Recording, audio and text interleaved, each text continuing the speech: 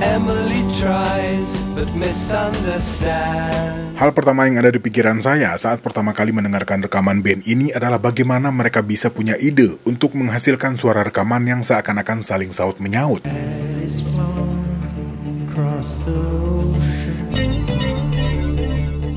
Dan pada akhirnya sedikit banyak paham kenapa nama Pink Floyd begitu besar dan jadi influence banyak musisi dunia.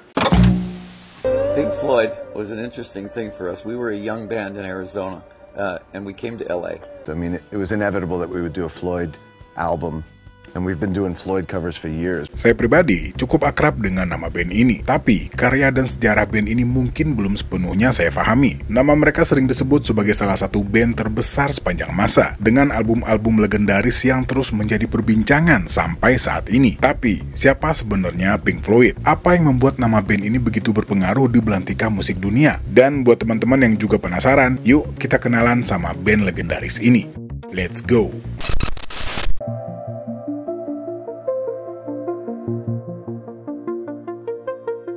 Roger Waters, Nick Mason, dan Richard Wright adalah 3 mahasiswa yang mendaftar di Regent Street Polytechnic di London untuk belajar arsitektur. Mereka datang dari latar belakang yang berbeda, tetapi memiliki kesamaan dalam ketertarikan terhadap musik. Di tengah kesibukan akademik mereka, justru gairah terhadap musik yang semakin menyatukan mereka, menjajal berbagai gaya hingga akhirnya membentuk band yang masih sederhana, dengan nama yang sering berubah-ubah. Mereka tidak memiliki visi yang benar-benar jelas pada saat itu, tetapi mereka tahu satu hal. Mereka ingin mengeksplorasi suara dan menciptakan sesuatu yang berbeda dari band-band lain yang sedang naik daun saat itu. Yang menarik, perjalanan mereka ini penuh dengan perubahan nama, dari mulai Sigma Six, Megadeth, Abdepth, hingga akhirnya The T-Set. Tapi, titik perubahan besar terjadi ketika Syd Barrett masuk dan Bob Close keluar. Kalau kita ngomongin sejarah Pink Floyd, terdapat beberapa nama yang nggak bisa lepas gitu aja dari perjalanan karir band ini. Walaupun nggak masuk ke dalam album-album mereka, tapi nama-nama seperti Keith Noble, Cliff Metcalfe, Sheila Noble, Ken Chapman, Chris Dennis, dan Bob Close pastinya akan selalu menjadi bagian dari band ini.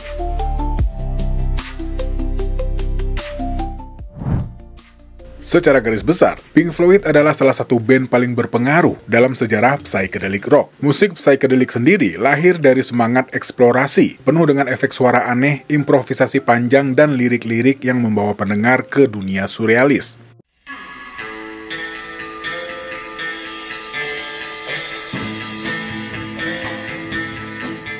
Banyak band pada masanya yang mencoba mendalami genre ini, tetapi kebanyakan justru tenggelam dalam eksperimen yang terlalu liar dan tak terarah. Pada awalnya, aliran musik ini lahir dari budaya hippie yang berkembang di pertengahan tahun 60-an, terutama di San Francisco.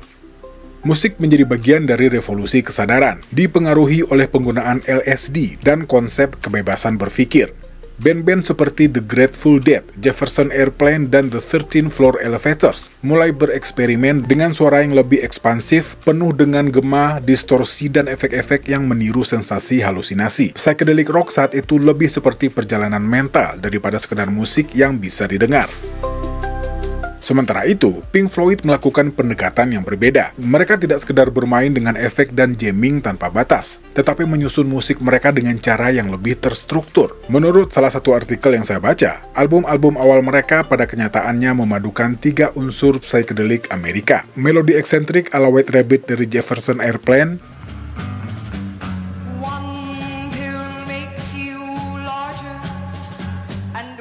improvisasi jamming ala Velvet Underground,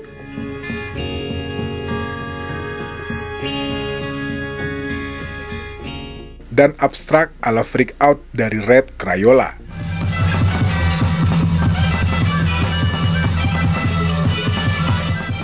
Perpaduan inilah yang membuat Pink Floyd begitu unik. Mereka tidak hanya menciptakan lagu-lagu, tetapi juga pengalaman sound yang mampu menghipnotis siapapun yang mendengarnya.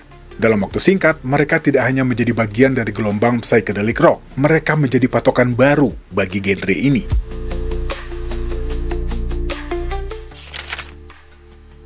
Nama Pink Floyd pertama kali dicetuskan oleh Syd Barrett pada tahun 65. Saat itu, band mereka yang masih bernama The T-Set menghadapi situasi yang cukup unik. Mereka harus tampil dalam sebuah acara di mana ada band lain yang mempunyai nama yang sama. Dan tanpa berpikir panjang, Syd Barrett secara spontan mengubah nama band menjadi The Pink Floyd Sound, yang terinspirasi dari dua musisi blues favoritnya, Pink Anderson dan Floyd Council. Seiring waktu, kata sound dihilangkan, dan lahirlah nama yang akan menjadi salah satu ikon terbesar dalam sejarah musik ini. Namun, nama baru saja tidaklah cukup. Pink Floyd bukan hanya sekedar band yang ingin mengikuti tren psychedelic rock yang tengah booming di London. Seperti yang udah kita bahas di depan, mereka ingin menciptakan sesuatu yang lebih dari sekedar musik eksperimental. Dengan Syd Barrett sebagai motor utama, mereka mulai menulis lagu-lagu yang lebih imajinatif, penuh dengan efek suara aneh dan lirik yang terasa seperti masuk ke dalam dunia mimpi. Di tahun 1967, mereka merilis album debut mereka yang berjudul The Piper at the Gates of Dawn, yang langsung mendapat perhatian besar.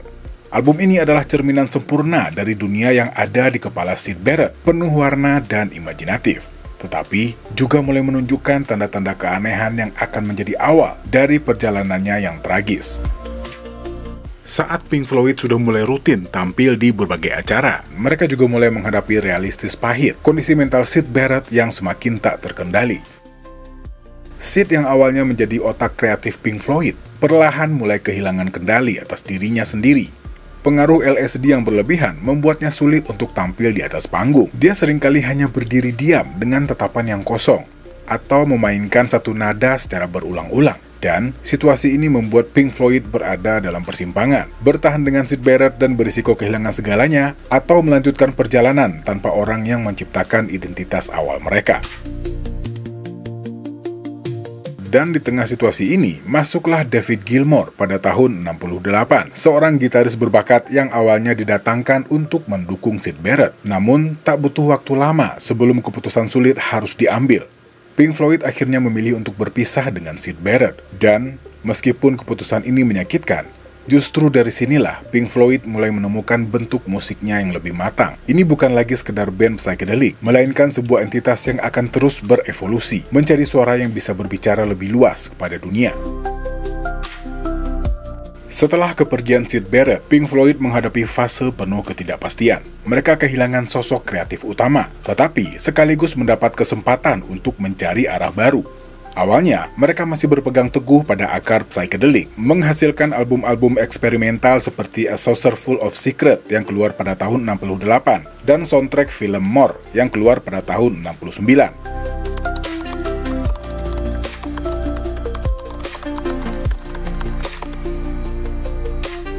Namun, secara perlahan, mereka mulai membangun identitas baru yang lebih matang. Pada periode ini, peran Roger Waters semakin dominan. Dia bukan hanya basis, tetapi juga mulai mengambil kendali dalam menulis lagu dan mengarahkan konsep musik band.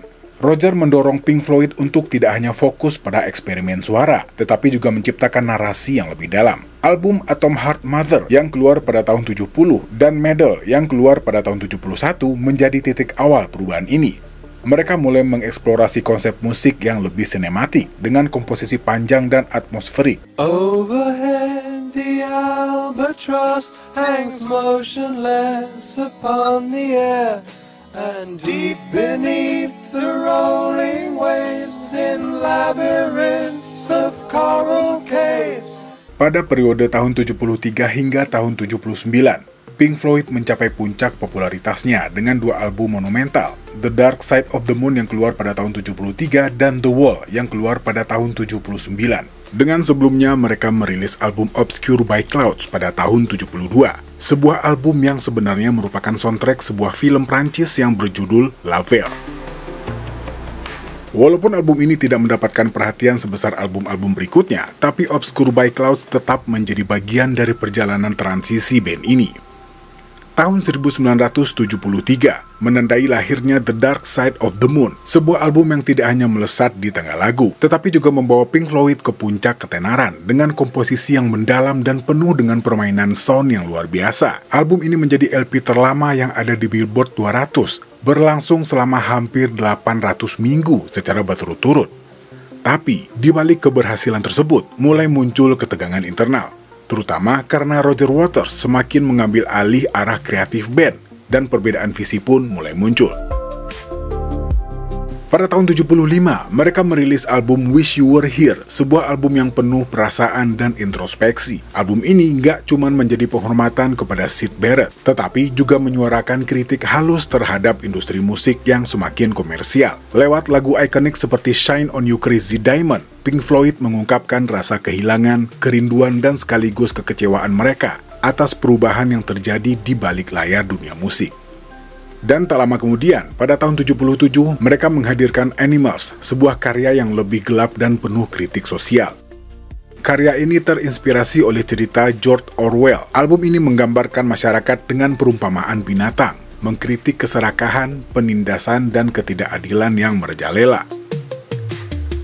Dan pastinya, kedua album ini, dengan kedalaman emosional dan kritik sosialnya, menyempurnakan evolusi Pink Floyd.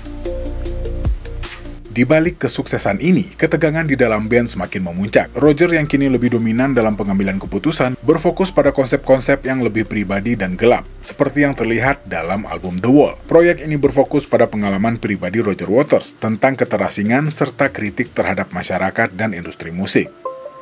Selama pengerjaan The Wall, ketegangan makin meningkat. Salah satu peristiwa makin mencolok adalah pemecatan Richard Wright. Ya, sebenarnya ada dua sisi cerita. Kalau saya baca-baca lagi, pemecatan Richard Wright ini mempunyai beberapa faktor. Ada yang bilang kalau pada waktu itu Richard Wright tidak dalam situasi yang bagus. Selain permasalahan pribadi, dia juga harus berjuang dengan kecanduannya. Sementara itu, Pink Floyd juga berada di situasi finansial yang kurang bagus. Ada yang bilang kalau ini masalah investasi dan masalah pajak. Di satu sisi, buat keluar dari masalah ini, sebagai musisi yang sedang naik daun, mereka hanya punya satu jalan keluar, yaitu membuat karya. Jadi situasinya Richard Wright dianggap tidak cukup berkontribusi di album The Wall. Sementara royalti yang didapat sama Richard selama ini sama personil yang lain. Ya gitulah kira-kira. Atau teman-teman punya informasi lain, silahkan cantumkan di kolom komentar. Oke, kita lanjut. Selama pengerjaan The Wall, ketegangan semakin meningkat. Di satu sisi, Richard Wright merasa semakin terpinggirkan dan tidak diberi kebebasan dalam proses kreatif. Dan akhirnya dia diusir oleh Roger Waters, alias dipecat. Dan mau nggak mau, Richard Wright harus menerima keputusan ini. Walaupun sebenarnya, Richard Wright sendiri nggak sepenuhnya keluar dari Pink Floyd. Dia tetap ikut dalam tur-tur mereka dan dijadiin session player. Dan akhirnya masuk lagi. Dan dengan hilangnya Richard Wright dan meningkatnya dominasi Roger Waters, band ini merasa semakin terpecah. Meskipun mereka terus menghasilkan musik yang mendalam dan sangat berpengaruh, ketegangan internal yang meningkat akhirnya membawa Pink Floyd pada titik di mana perpecahan tak terelakkan. Setelah konflik yang mendalam selama era The Wall, album The Final Cut yang dirilis pada tahun 83 menjadi titik balik yang menandai keretakan besar dalam Pink Floyd. Album yang penuh dengan kritik sosial dan emosi pahit itu seolah menjadi ungkapan perpisahan, terutama dengan kepergian Roger Waters yang secara resmi meninggalkan band tak lama setelahnya. Pasca kepergian Roger Waters, David Gilmour, Nick Mason, dan Richard Wright berusaha mengembalikan identitas Pink Floyd lewat album A Momentary Lapse of Reason yang dirilis pada tahun 87. Di album ini, walaupun tanpa Roger Waters, upaya rekonstruksi band terlihat jelas. Richard Wright yang sebelumnya sempat tersisih dalam dinamika konflik, kembali hadir sebagai musisi session, memberikan sentuhan khas lewat permainan piano yang lembut dan mendalam. Kehadirannya membantu mengembalikan nuansa yang pernah menjadi ciri khas Pink Floyd. Keberhasilan album tersebut membuka jalan menuju karya selanjutnya, The Division Bell, yang dirilis pada tahun 94. Album ini tidak hanya menyajikan komposisi yang penuh perasaan dan puitis, tetapi juga menggali tema komunikasi dan kesendirian, tema yang mencerminkan perjalanan batin setiap anggotanya. Pada masa ini, Richard Wright kembali menjadi anggota tetap, dan kehadirannya semakin menegaskan identitas musikal Pink Floyd.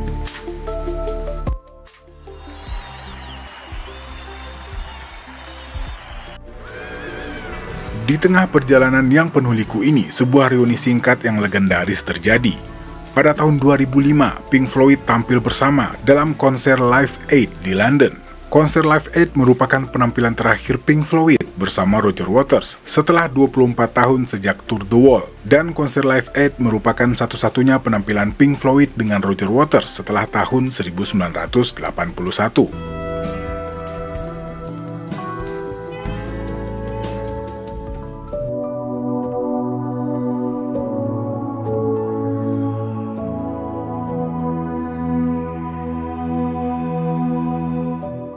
Namun, sebelum perilisan album berikutnya, band ini mengalami kehilangan besar.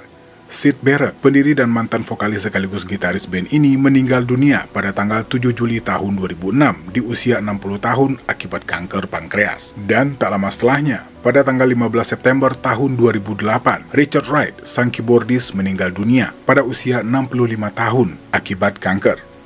Sebagai penghormatan kepada Richard Wright, Pink Floyd merilis The Endless River pada tahun 2014. Album ini sebagian besar terdiri dari materi instrumental yang direkam selama sesi The Division Bell, yang menyoroti kontribusi Richard Wright dan berfungsi sebagai epilog bagi perjalanan panjang dan berliku band legendaris ini.